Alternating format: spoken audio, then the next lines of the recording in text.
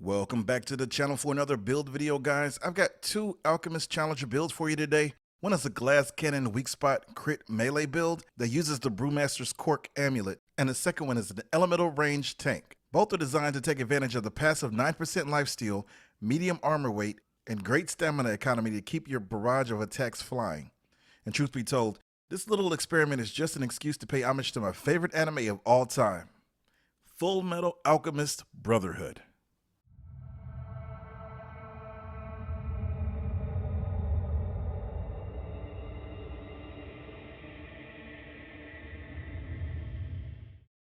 In order to lean into the concept of equivalent exchange, both builds use the Atonement Fold because it can potentially provide a lot of power in exchange for enduring a constant bleeding effect, as many of you already know. Pairing this with the Alchemy Stone grants 6% lifesteal consistently, which is a major reason both builds have as much survivability as they do. The bleeding effect is supposed to cut your healing effectiveness in half, however this is not reflected in your stats when the Atonement Fold is equipped. Could be a UI bug, or maybe it's going to get nerfed, or maybe it's working as intended. I don't know, but we're going to roll with it. For the Glass Cannon build, which I'm calling the Onslaught Alchemist, I use Zania's Malice and the Probability Cord. I know these go into a lot of builds, but they really are best in slot for the weapons and mutators that I'm using. I have the Corrupted Rune Pistol with the Battery Mutator in the pistol slot to maximize weak spot damage and synergize with Zania's Malice. I assume these stack, but honestly I haven't seen that confirmed by the icons at the bottom of the screen. Its rapid fire is great for the constant attack vibe I was going for, but I wanted it here for its mod, Deathbrand, which increases damage to marked enemies by 10% and causes slain enemies to leave behind echoes that increase weak spot damage output when absorbed. Without spoilers, this gimmick subtly alludes to the concept of memories of the fallen staying with us, magic symbols that mark victims for death, attempting to put value on a life. These are all huge components of the anime, and Deathbrand is the only thing in the game that comes close to embodying them. In the long gun slot, I have the Black Maw AR because I like the way it feels and it synergizes well with Frenzy Dust. For the mod, I have Soulbinder for two reasons. It allows me to have AoE on my melee attacks, and because in the anime the younger brother's soul is bonded to a suit of armor after a horrible accident. I couldn't not put this here. For the mutator, I went with Twisting Wounds because dot damage synergizes well with Lifesteal.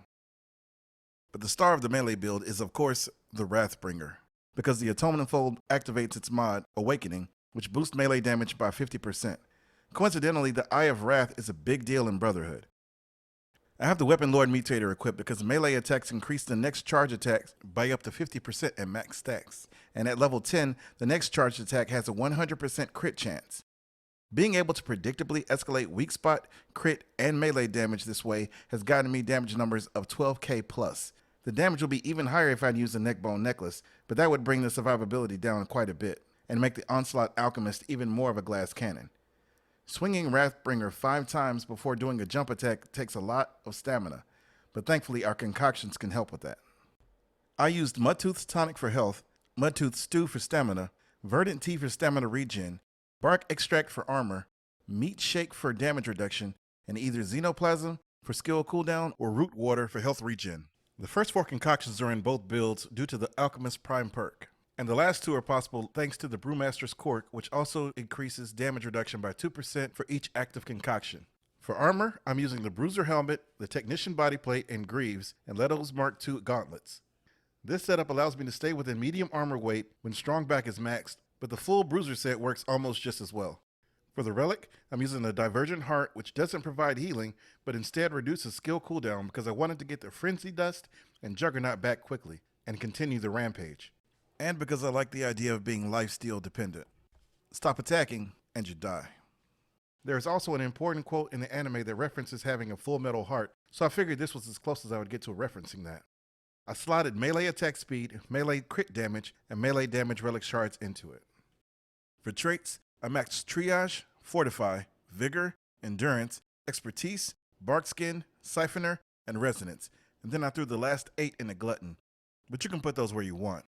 Note though that Resonance expands the range of Soulbinder, so it can be very helpful. And that's the Onslaught Alchemist.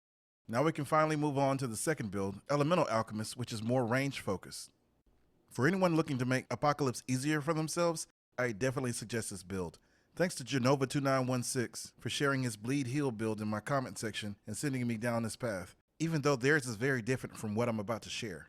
I was skeptical at first because, like I said, having a bleeding status is supposed to nerf your healing effectiveness, but if it does, I can't tell with this build. So just like the last build, we have Alchemist in the primary with Mudtooth's Tonic, Mudtooth's Stew, Verdant Tea, and Bark Extract concoctions active. I also have the Atonement Fold and the Alchemy Stone paired for 6% Lifesteal. This build is also a reference to Full Metal Alchemist Brotherhood, but only to the concept of equivalent exchange. Our amulet and all 4 rings exchange damage received for buffs or health. In the 3rd ring slot, I have the Hardcore Metal Band, which keeps us at 5 stacks of Bulwark thanks to the Atonement Fold. And the last ring slot goes to the Ring of Grace, which gives a generous amount of health regen after receiving damage. The amulet I'm using is the Indignant Fetish, which gives 25% increased damage and 10% damage reduction after receiving damage from enemies. When this amulet activates, you have 79.3 damage reduction, which is very near the cap of 80. With that much damage reduction, plus the Ring of Grace, plus the lifesteal we get from Alchemy Stone, Siphoner, and Edgelord, this build becomes a lifesteal tank that can shrug off even some boss attacks. And we didn't even have to go above medium armor weight to make it happen. I have the Wrathbringer melee weapon here again, with the Edgelord Mutator as I mentioned, for the increased attack speed and for the 3% lifesteal on charge attacks when the Mutator is maxed out. You can use whatever basic ranged weapons you like, but again I'm using the Black Maw AR with Overload mod and Twisting Wounds Mutator. In the pistol slot I have the Rupture Cannon with the Hot Shot mod and Fetid Wounds Mutator. The goal is to get all 4 statuses up consistently, because both the Alchemist and Challenger archetypes boost all damage, so we're getting that 9% lifesteal on all of it. Since this is more of a ranged build, I'm using Executioner, and when that stacks with Frenzy Dust and Overload, the fire rate goes off the charts. For the relic, I'm using the Tranquil Heart, which also helps signify this as a build that you might want to try if you're having trouble with a boss that has the Empathy modifier. I slotted range damage, elemental damage, and healing effectiveness relic shards into it. And traits. I maxed out Triage, Fortify, Affliction, Vigor, Endurance, Expertise, Barkskin, and Siphoner, then threw the last 8 into Recovery. And that's the Elemental Alchemist. Another one in the books. Thank you so much for watching the video. Let's talk about either build or anything video game related down in the comments. Oh, and please let me know if you're also a fan of Full Metal Alchemist Brotherhood.